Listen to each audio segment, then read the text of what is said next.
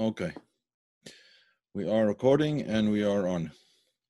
Okay, tonight's topic is getting to yes, which is essentially has to do with the whole concept of change. But I want to come at it from somewhat of a different angle.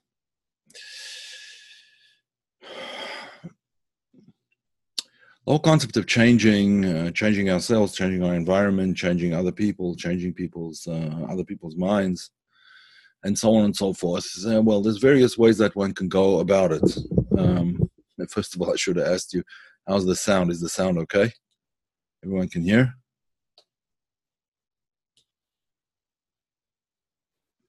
Okay. Good. All right. So there are a number of ways of getting people to agree with you or to follow your opinion, or getting yourself even to agree to something. And one of those ways, obviously, is by forcing them into it. Now, clearly, that is not the optimal way of doing things, because forcing anybody into doing something is probably going to lead to resentment. And even though the person does what they're told to do or what you demand from them, nevertheless, that is not going to be something that they do willingly or happily in a general sense. And therefore, it doesn't have any lasting effect. And not only that, but possibly, very probably, in fact, as soon as the pressure stops, or as soon as the situation changes, the person's going to simply stop doing that particular thing that you want them to do. Now, therefore, the whole concept of doing this by force is really not optimal. In Kabbalah, the concept of doing something by force is usually called doing things with the gevura, using force, using gevura. Gevura means power or strength or harshness or severity in a negative sense. Harshness, severity are the negative sides of force and strength. Strength could be a good thing, obviously. But using strength and force in a negative way is harshness, and usually the end result is resentment, maybe fear, and so on. So that's not going to work. How then do we make sure that a person does things? Well, there's the other way of sweetness, the way of sweetness, or the way of chesed. The way of chesed is by showering the person with kindness, and whether the kindness is in action or it's in words and so on. Of course, the problem with that is that the person might not do the thing that you want him to do out of any conviction. It's only because of kindness, or because of the person doesn't really feel that they can refuse, since you were so kind and sweet and so on. That's obviously more optimal. It's a better way of doing it than through gevura, through harshness. But it's also not the optimal way of doing things. There is the way which we could call, I suppose, although maybe I shouldn't use this term, but sort of the way of alchemy, if you like, which is not a Kabbalistic concept, and it's not a kosher concept either. It's not something that falls into the Jewish way of doing things. But the idea, at least, is taken from a holy source, even if the practices are not. The idea of what we could call, I suppose, alchemy, in a sense, is to change the sirufim, to change the permutations of things. Every living and every existing thing, whether it's a creature or whether it's an inanimate object, whether it's a plant life, animal life, human life, angels, doesn't matter, all of them are animated by a formula, by a divine formula, you could say. just like I suppose a program on the internet is run by various algorithms and run by programs. So too, there are programs that we are run by, except here the programs, the computer programs, are basically not, they don't give you much, they don't give the computer any free choice, really. The program just runs and the computer does what it's told to do most of the time. It doesn't have any free choice in it. The programs that run us, there is an element, at least for human beings, there's an element of free choice. Everything else is governed by nature, and human beings too are governed to some extent by nature as well. To a great extent, to a lesser extent, depending on the human being. Some transcend nature, some don't. Some transcend the program that's running them, some don't. But in any event, the programs that are running us are really the permutations of letters or blocks of energy that enliven all of creation. Right at the beginning of creation, and the 10 utterances through which the world was created.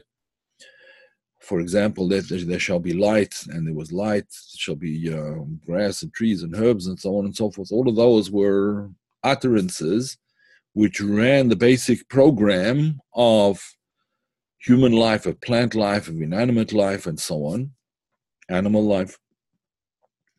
And these programs do allow, at least on the human level, do allow for free choice, a little bit different. So there's a possibility of using Kabbalistic methods to change the permutations of things. Now, obviously, this is not something that is necessarily recommended, but it is a possibility. And I'm going to explain to you a very practical and down-to-earth way of actually doing this. And it's not using deep and sophisticated Kabbalistic methods. I will just point out, as I think I mentioned on many occasions before, that the work called Sefer Yetzirah, the Book of Formation, has been used by Kabbalists to actually bring inanimate matter into life, to bring it to life. As we know, the famous story of the golem. The golem of Prague is the most famous one. A golem means really, the word golem just means G-O-L-E-M. In Hebrew, Gimel Vav Lamed Mem. The golem was a humanoid type creature that was created from clay, and using the methods of the Sefer Yetzirah, an early Kabbalistic work, which is linked to or traced back to Abraham. And this work was used on several occasions to bring things to life. There's a story told in the Talmud of two sages that on the eve of the Sabbath, on a Friday, in other words, they would create a calf, which they then slaughtered and ate on the Sabbath before the Sabbath, and prepared it for the Sabbath meal. They would do nice cheap way of eating a good meal, but it's obviously not for everybody. That's going to be for only extremely competent people. But the story is told of the Maharal of Prague, and he's not the only one. There's many other instances as well, also told in the Talmud, of humanoid creatures that were created using the manipulations of the letters of the Hebrew alphabet as expressed in Sefer Yetzirah, how to do them and combining them in certain ways, and until one can actually sort of breathe life into something inanimate. Now, obviously, our goal is not to, make a lump of clay into some kind of human being. Our objective is to make human beings into better human beings. we don't need to start with making clay into human beings. We could just start with making human beings into better human beings, because everyone has the potential for that. So the Kabbalistic methods, therefore, would be to manipulate the permutations of letters in such a way that positive permutations would remain, negative permutations would be removed. And in fact, there are several works besides Sefer Yetzirah that deal with this, for instance, in terms of illnesses and things like that, in terms of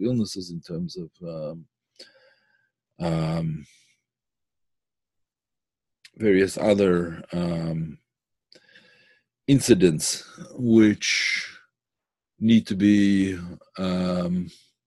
improved. For instance, if someone had a terrible tragedy occur which affects them mentally, there's possibilities of reorganizing the letters that vivified or animated that particular event, and bring it to a positive conclusion.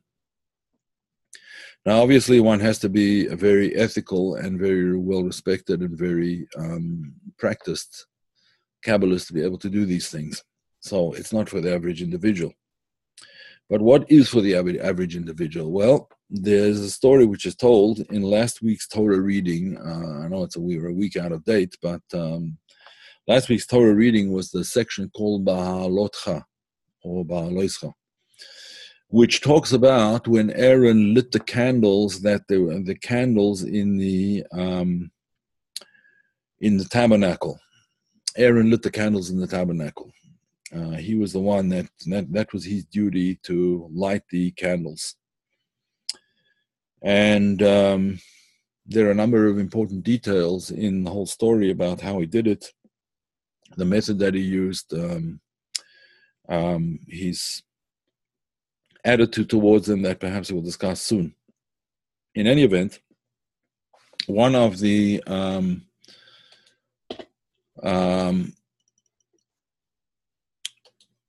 verses that's very important in understanding how Aaron did his work. One of the verses reads as follows. Also, these verses read as follows. God tells Moses, and he says this. This is in Numbers, chapter 8, verses 2 and 3. So verses 2 and 3.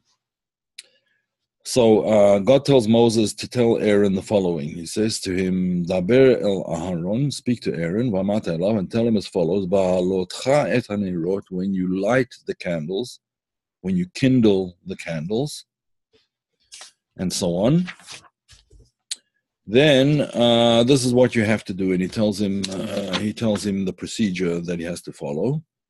And then the following verse 3, says, Vaya'as Kain Aharon, and Aaron did so. And Aaron did so. Now, the Baal Shem Tov has a very interesting explanation of this. First of all, why was it that this particular section follows the previous one? Well, when Aaron saw all the princes in the previous section bringing their gifts, their divinely ordained gifts, they had to bring certain things, and those divinely ordained gifts were actually the same for all of the 12 princes. The princes were the heads of the tribes. So each of the 12 princes brought these particular gifts and sacrifices and offerings in the tabernacle, and Aaron was not told to bring anything. So he kind of felt sort of left out, and he felt sort of, perhaps he did not find favor in God's eyes, and therefore he was not told to bring his offer, to bring any offering. So then comes this section, and it's a response to Aaron. Aaron, don't think what you're thinking. Your gift is going to be greater than all of the other gifts. Perhaps even we could say than all of the other gifts combined. You will light the candelabra. You will light the menorah. You will light the candles. Okay, you light the 7 candles in the tabernacle. Okay, so one of the verse 3, chapter 8, verse 3 says as follows again, Vaya'as Cain Aharon, and Aaron did so. Now, why do we have to be told that Aaron did so? Like, what's the, of course he did it. What's the question? So one of the classic commentators, somebody named Rashi, Rabbi Yitzhak Yitzhaki, was one of the early commentators from 1300s, 1200s, 1300s, actually late 1200s.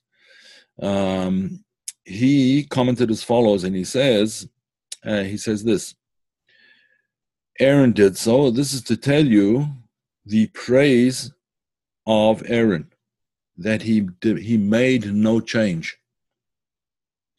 That he made no change. Now, let me just get a screen over here.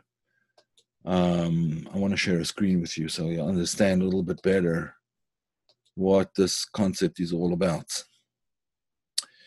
Okay.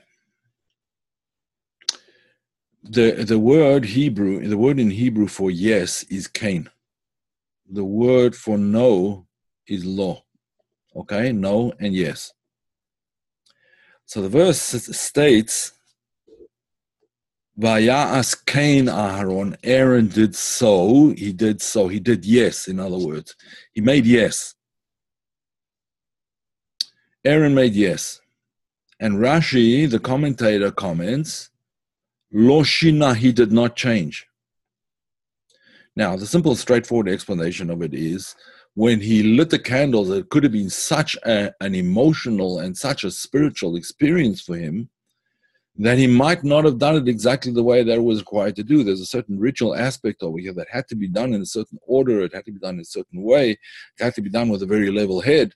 And it could be that he was so emotionally involved and so spiritually overwhelmed with the task of lighting up these lights, and I'll explain why soon he would be so overwhelmed. He could be so overwhelmed. So therefore, you might think that he could change things a little bit. He didn't do it exactly as required. You might think that. And therefore, the Torah comes to tell you Aaron's praise, that no, he did not change anything, even though he was tremendously spiritually aroused and emotional about what he was doing. Nevertheless, he didn't make any changes. That's a simple, straightforward explanation. But there's a deeper explanation. Along comes the Baal Shem Tov, and the Baal Shem Tov explains that Vaya'as Cain Aaron, Aaron did yes. And Rashi hints at what this was all about. Lo shina, he changed the no. Right? Not he did not change, but he changed the no. You can read it exactly that way in Hebrew. Lo shina, he changed the no. He changed the no into yes. That was his whole modus operandi, was to change the no into yes. That was his target. That was his focus. That's what he wanted to do, to change the no into yes. But how did he do that? Well, that is the secret of Aaron's greatness, and we'll discuss that. We'll discuss that very shortly. Now, there's a verse that says like this: Ner Hashem Nishmat Adam. God's candle is man's soul, or the candle. Literally, the candle of God is man's soul. Right, that's from Mishlei. Mishlei is Proverbs. Mishlei, Proverbs. And in Proverbs, which is a work written by King Solomon, so he says over there, Ner Hashem Nishmat Adam, God's candle is man's soul. In other words, how does God light up the world? God lights up the world with man's soul, right? But then the soul itself has to be lit up. How does that happen? How does the soul itself get lit up? Well, that's what Aaron was doing. He was lighting up the soul. Now we have to understand how it was that he was able to do that. How was he able to light up the soul of the Israelites, the souls of each individual? This is what we have to understand, and this is what really is what you could call, I suppose, modern day alchemy in a positive sense. This modern day alchemy, this modern day ability to change, to light up a person's soul, to change it from something dull and dark into something lit up and motivated and aware and involved. That was Aaron's job. That was what he did. So that idea of lighting up the soul is the idea of changing the negative into the positive, changing the darkness, which is associated with the negative, the law, into light, which is the yes. Now, how did Aaron do this? So one of the explanations, let me see, there's a question maybe. Let me just address this question first. We as common folks work with two. When we are feeling the presence of the light, we must perform with reserve, even though we may feel euphoric and thereby may alter instructions of self-control in the presence of God. Yes, right. Not that it's always terrible. Not that it's always terrible to transcend oneself and to reach a state of to reach a state of euphoria. But the problem with reaching a state of euphoria is that you don't want to leave it. That's the problem, right? You don't want to leave the state of euphoria. It's a very nice thing to have, a very nice thing to experience, to a state of euphoria, self-transcendence, whatever you want to call it. Gan Eden, the Garden of Eden, whatever we would call it. The problem is with leaving it. The story is told of the 4 sages who entered the orchard. It's a Kabbalistic story. It's told in the Talmud and in various other places, but explained Kabbalistically as well. The 4 sages entered the orchard. They entered the Garden of Eden. How they got up there, we don't have to go into now. How they achieved this level of transcendence, how they entered the Garden of Eden, is not really relevant, but they were there. Now, when they were there, 3 of the 4 sages, had a what you could call, I suppose, a negative experience. The experience itself was positive, but one of them decided he didn't want to leave. Right? He did not want to leave. He wanted to stay in the Garden of Eden, and he died. Another one saw what he saw, and he went crazy. Why did he go crazy? Because he couldn't reconcile the world with the spiritual worlds. What he saw in the Garden of Eden, he couldn't reconcile with what he saw in the physical worlds. And a third one also couldn't reconcile it, but instead of going crazy, he became an apostate. And he said that world doesn't actually exist. It's not there. It's false. All that exists is the real world, the physical world. And he became an apostate. He dropped his religious affiliation and so on and so forth, and he became an apostate. Okay, but the final one, the 4th sage, went in and came out. In other words, he went up to these very, very high spiritual levels. He traveled up to these higher spiritual levels, and he came back again because he understood that the purpose of living in this world is to make the world a better place, not for you to enjoy the spiritual delights of the world, which is nothing wrong with doing that, but only with the intention in mind of actually continuing to live in the physical world and not remaining in the spiritual world, not remaining up there, in the sense that you're not involved anymore in the physical world. The person either dies or completely abandons life in this world. Okay, so it's called Holy Folly. Yeah, it could be. Yeah, right. That's I think you find that in Martin Buber's books, various books. In any event, the idea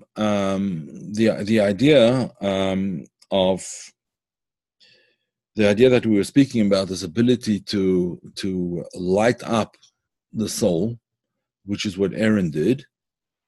He did it by changing the no into yes. How did he do that? A person has a natural desire underlying everything. He has a natural desire to cleave to godliness. He has a natural desire to cleave to godliness. However, that becomes, in the process of our education, the process of living in the world, the process of making a living, surviving, whatever you want to call it, that can be covered over by all kinds of other negative desires. In other words, the desire to remain attached above. Now, remaining attached above does not mean that one's not living in this world. Remaining attached above simply means that you're doing things for the right purpose. So, when a person was without purpose, or when a person was engaged in things that were not fulfilling his spiritual needs, Aaron was able to go to that person and light up his soul by giving that person a direction in the world, and by illuminating things so that that person would have clarity in what his life, in why it is that he's living in this world. That's called lighting up the soul. That's lighting the candle. Lighting the candle doesn't mean simply kindling a light in the tabernacle.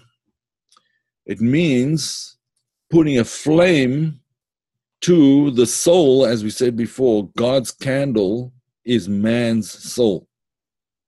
God wants the soul to be lit up, and lit up in a sense of enthusiasm and in a sense of giving off light. God wants that to be not only for the sake of the world, but for the sake of the person, him or herself. In other words, if a person doesn't have any direction, any purpose, a person doesn't see value in their existence, they don't feel like they're doing anything worthwhile in the world, that's a dark soul. That soul is kind of lost in darkness. How many people do we know? I'm sure all of us know, and I'm sure many of us have been through times like this, when you just feel a sort of dark cloud hanging over you, when a person is in this darkness and is in this state of being unable to have any clarity as to what his purpose in living for. His purpose in living is, his or her, obviously, and that a person who's in this sort of darkness kind of drags everybody down around them, down with them into this abyss, into this kind of dark, unhappy place. So Aaron comes along and he shows that person the godliness of his soul. That ultimately your life is God's candle. What are you here for in the world? You're here in the world to illuminate. You're here in the world, and not only are you here to do that, but you've been given all the capacity, all the possibilities, all the strengths, all the talents that you need in order to do so. So, ultimately, the alchemy, let's put it in quotes, that Aaron performed was to show the person the godliness of his own soul. And that automatically lit him or her up, and gave him the possibility of doing their function, fulfilling what it is that they were created for in this world. As I've said on many, many occasions, the fact that a person is here means that they need it. There's some task that they have to perform. I'll tell the story again that I've told probably umpteen times in these videos, but it's a story which I think is critical to keep in mind. It's a story of the first Rebbe, the first Hasidic master of the Chabad Lubavitch movement. His name is Rabbi Shneir Zalman of Liadi. His name is also Shneir. Shneir is written as Shnei Or, two lights. right? Two lights, the two aspects of the Torah, the revealed aspect and the hidden aspect. So he was a master in both of them. So his name suited him very well. But it was also two lights in the sense that the light of his soul gave light to other souls as well. He was a master. And he was a master that was many, many tens and hundreds of thousands of followers, in fact, who spent much of his time illuminating the souls of other people. In any event, the story is told about Rabbi Shneur Zalman of Liadi that he would accept on various occasions, on a regular basis probably, he would accept visitors or inquirers, people who would go to him to inquire, to make inquiries for a spiritual path. And as is customary, when anybody goes into a spiritual leader of that stature, you might get kind of tongue-tied. So what you do is you write down all of your requests on a piece of paper, and then you give it into the Rebbe, to the tzaddik. You give it to him, and he reads it, and then he answers you. So there was a certain chassid, a certain follower of this Rabbi Shneur Zalman of Liadi, who prepared himself very, very well before he went into his private audience with his master, and he thought very carefully about what it was that he needed, and so on and so forth. He wrote it all down on this piece of paper. Takes it into into the master, and he gives him the piece of paper, and the Rebbe, the master, reads the piece of paper, looks on the back if there's anything else written there, puts it down, and goes into a reverie, a meditative state for a while. Then he looks up at the student, at his chassid, and he says to him, I see that you've thought very carefully about what it is that you need. But have you ever thought what it is that you're needed for? And at that point, I said that the man fainted and had to be carried out. But when he woke up from his faint, or when they woke him up from his faint, he was in a state of absolute joy. And he said that, his whole way of thinking had been incorrect. It's not what do I need, it's what am I needed for. If a person thinks about this kind of thing, and you see that's what Aaron was doing. He was helping people to understand what it is that they're needed for. That was illuminating their souls. That's the best alchemy that we could possibly do. The best Kabbalistic permutation, rearrangement, if you would like to call it that. The best rearrangement of permutations is to light up another person's soul by giving them or letting them understand what it is that their purpose is in life and help them to pursue it. And that's what Aaron was doing. That's what it meant that he lit up the candles. He lit up the souls of many, many, many people. And Vayas Cain Aaron, and he did so. He did it. He did the yes. He took the no out of their souls. He removed the no, the darkness, the uncertainty, the feelings of inadequacy, the idea of I'm not good enough, the concept of incompetence. And he showed them how it was that they could achieve their purpose in life in a way that was absolutely spiritually gratifying for each and every one of them. So that's what it's all about. Let me address a few questions here. Could it be that there is a great difference between seeking spirituality versus being spiritual? I don't know. I guess you would say being spiritual would be the state of already having sought and found. So from that point of view, yes. But in sort of the Jewish approach to things is very different from, let's say, the Hindu or the Buddhist approach. The Buddhist approach, you reach enlightenment or you reach nirvana or whatever it is. And in the Jewish approach, there's no end point. Since God is infinite, there's no end point. It just continues going and going and going. So there's no end point that you reach. Could you say that at a certain point in time a person is enlightened? Yeah, I guess you could say that. But it doesn't mean to say that therefore, all the work stops and, I reached the end of the game and there's nothing further to do. No, there's always more to do, and there's always more to do, and always more to do. And there's always further to go. Once you reach the top of the ladder, you keep on climbing. And that's just the way it is. That's the way we see it. That since God is infinite, there's always an infinite. There are always infinite possibilities ahead of us. So I hope that answers that question. Wouldn't that be altering one's attitude and how one perceives one's life? Yeah, I mean, in a simple sense, yes, that's what it is. Only what people who were stuck were the ones that Aaron helped. Aaron had the ability to see into a person's soul, to see where it was that he was stuck, where was the darkness in his soul, and he lit that soul up. He removed that person, that soul, male, female, from the darkness, and that was like by showing them what it is that they could achieve that was unique to them. Because otherwise that person wouldn't exist. If there was no unique achievement that person could achieve and could be totally involved with, then there would be no reason for that person's existence at all. They wouldn't be here in the first place. So, okay.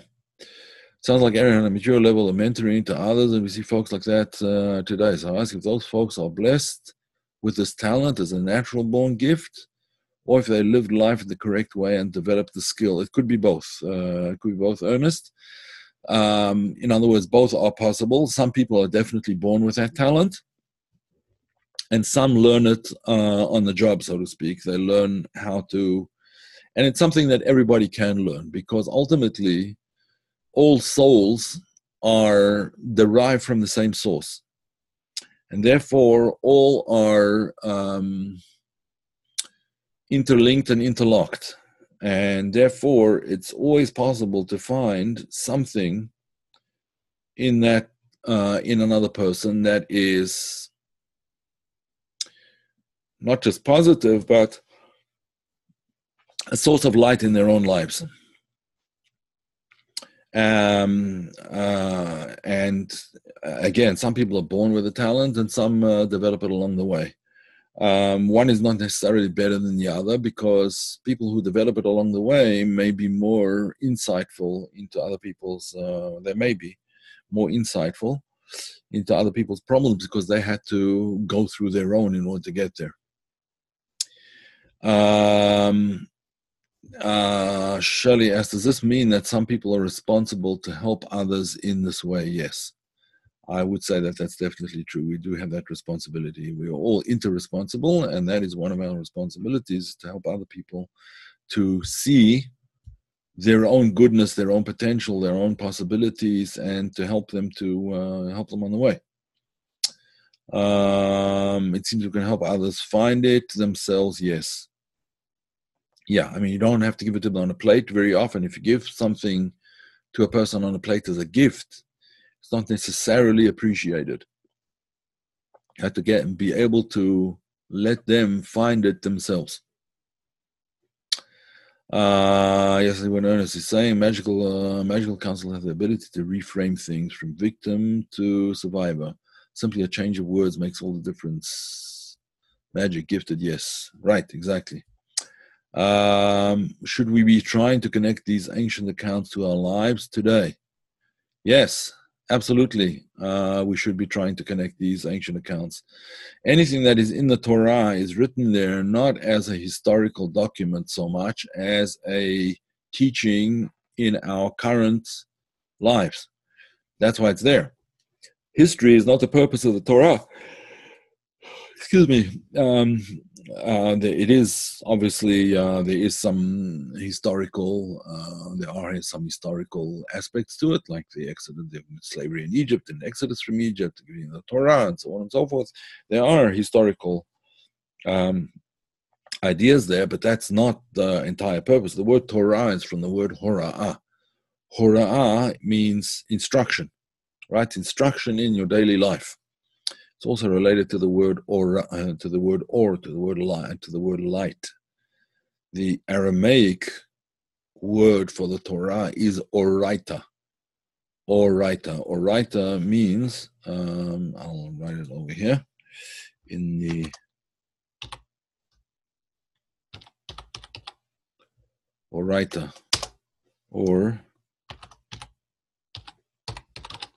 could be spelled like that as well. English, hard to know how to transliterate it into English, but oraita comes from the word or, which means light, and yata.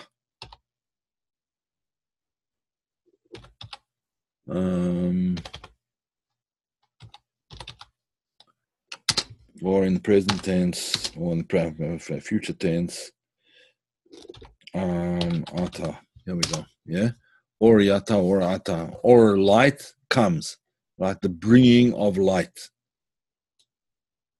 Light will come. Light is coming, etc. Right, the bringing of light. That's what the Torah is. It's there to bring light. That's what its purpose is, to illuminate and to clarify, and so on and so forth. So that's what we're supposed to be doing. Yeah.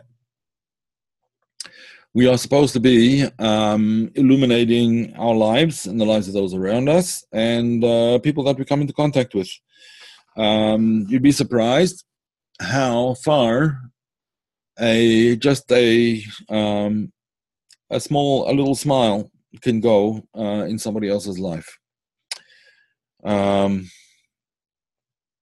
heard several incidences of people who were on the verge of doing away with themselves, let's put it that way. And someone just said a kind word or smiled or helped them out or whatever.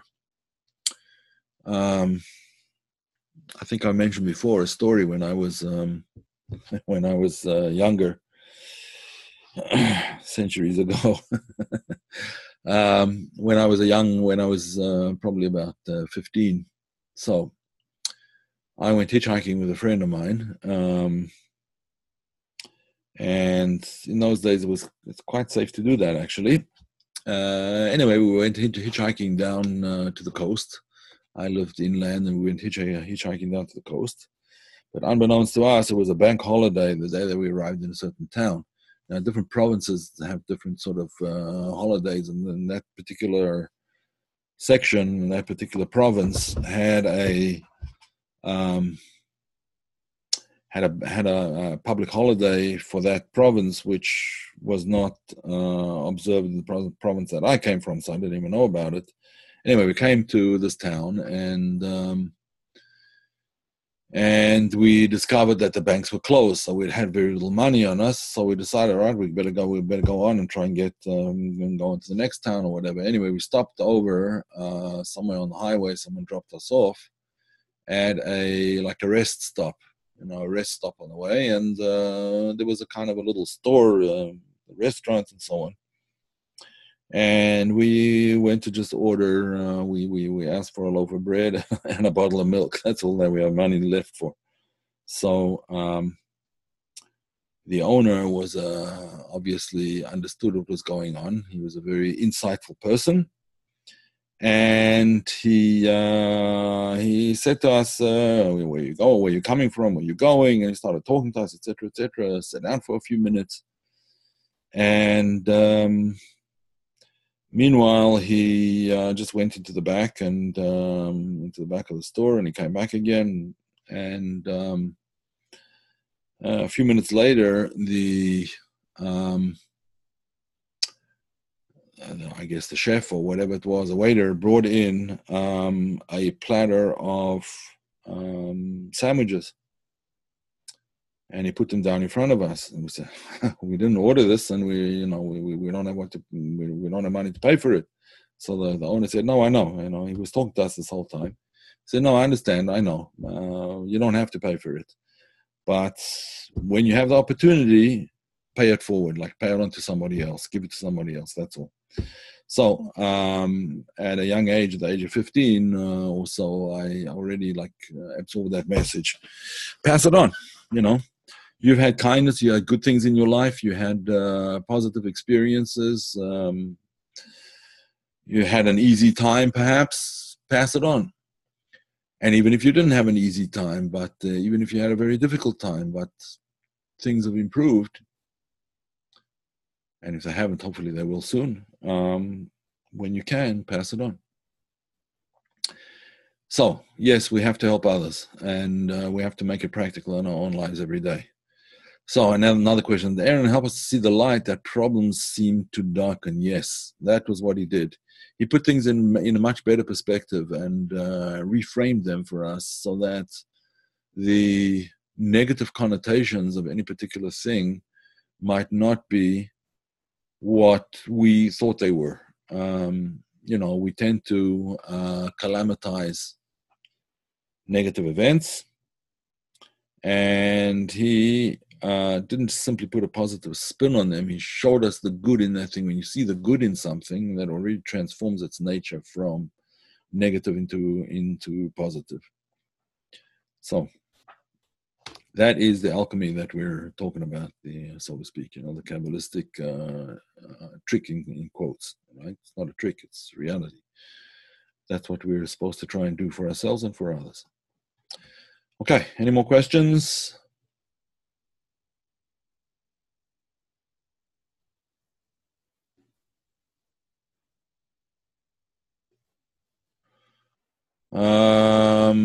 Okay. Very good. Okay, I'll post this on the website, and it'll also be posted on YouTube. If anyone needs the YouTube address or whatever it's called, I could give that to you shortly. I'll just post it over here. 1 second. Here we go. I can post it in here. If anyone wants to copy that, you can copy it. It'll be up soon. Okay, folks. See you hopefully next week, and have a great week, great weekend, and see you next time around. Alrighty.